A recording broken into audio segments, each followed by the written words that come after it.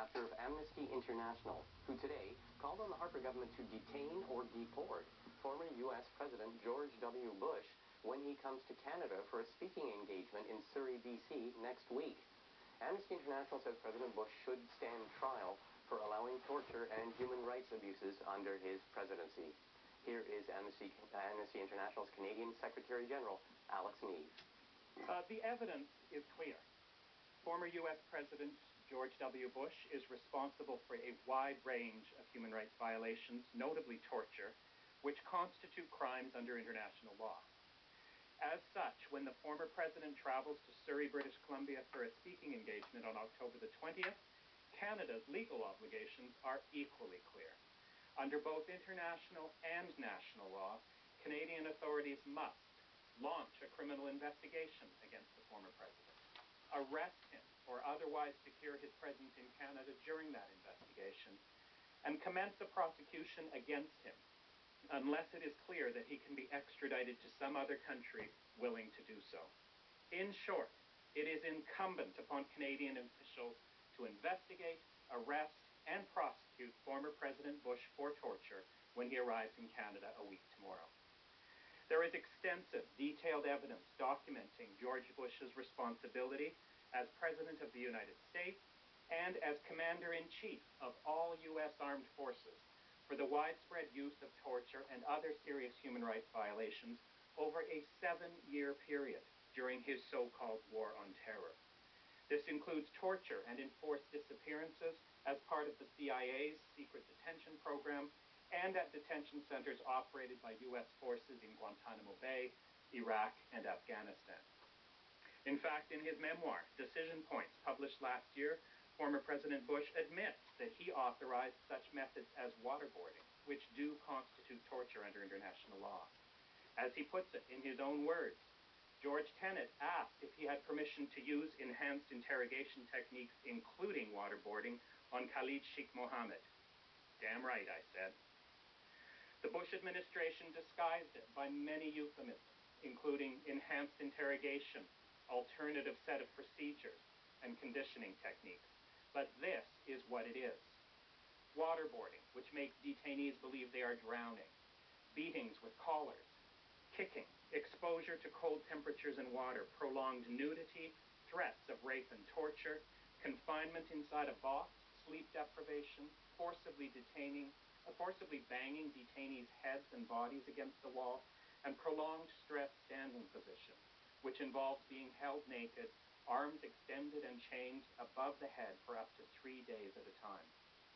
George Bush may have tried to call it many different things, but make no mistake about it, it all amounts to the same thing, torture.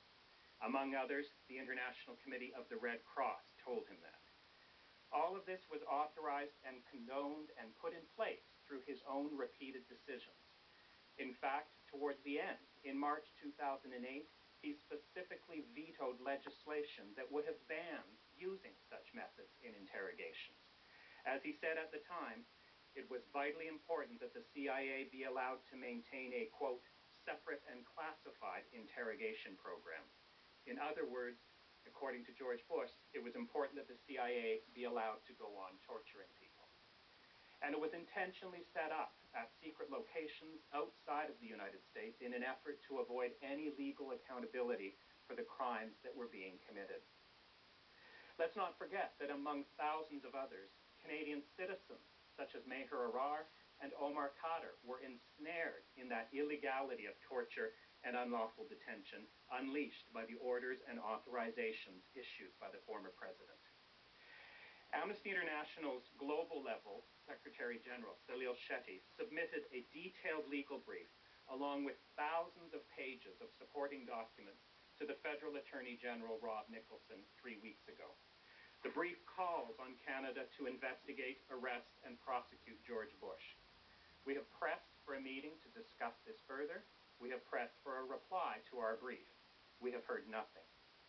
Torture is absolutely and unconditionally banned under international law and in Canadian law. There are no exceptions. That extends from the individual who carries out the actual torture through to the leaders and commanders who issue the orders that make it possible. What George Bush authorized is, without a doubt, criminal, and he must therefore face justice. The UN Convention Against Torture, the Geneva Conventions, the Rome Statute on the International Criminal Court, the Canadian Criminal Code, and Canada's Crimes Against Humanity and War Crimes Act, all are unequivocal. Torturers must face justice, and their crimes are so egregious that the responsibility for ensuring justice is shared by all nations. Clearly, the optimum would be for George Bush to face justice within the United States. That is always the first choice, the best choice under international law, that justice be served at home. But when that does not happen, because local authorities are either unable or unwilling to do so, the international community must step in. That is precisely the situation with George Bush. It is apparent that U.S. authorities have absolutely no intention to launch a formal investigation, let alone press criminal charges against him.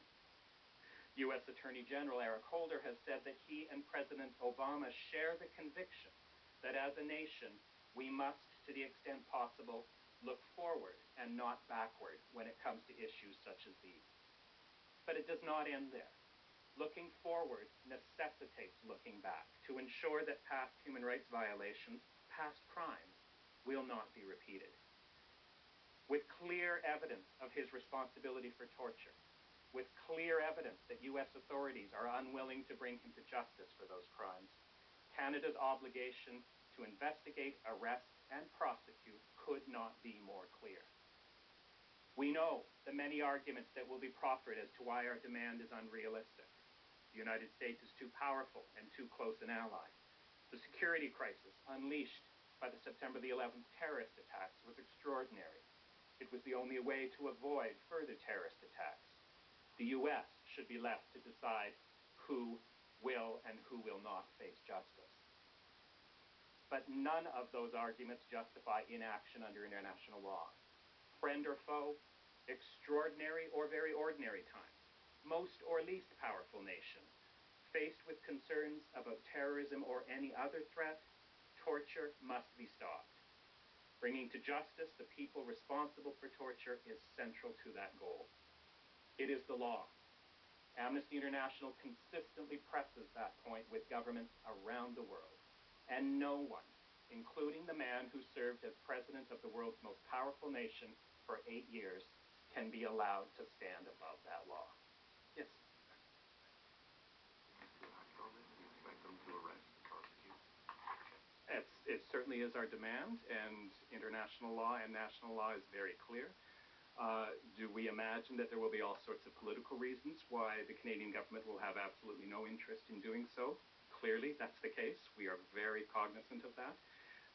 But we feel it's absolutely essential that we underscore to the Canadian government and to the Canadian public that this is an absolutely critical necessity, and that when it comes to struggles such as the global struggle against torture, the global campaign to strengthen mechanisms for international justice, Canada needs to stand on the right side of those struggles, and the right side is to ensure investigation, arrest, and prosecution when former President Bush comes to Canada.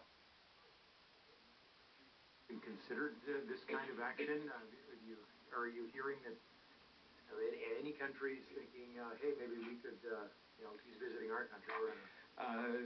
Former President Bush was scheduled to travel to Switzerland earlier this year in February, again for a speaking engagement. And in advance of his trip, there was this sort of publicity. There were legal briefs being filed. There were organizations such as Amnesty International speaking out. There certainly had been no sort of commitment from the Swiss authorities that they were preparing to do something, but there had not.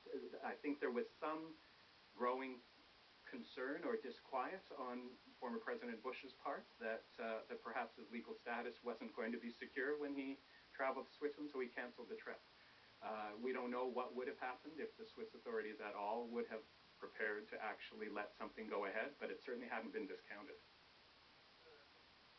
Like Canada and other countries, shouldn't they be complicit in this kind of thing? Because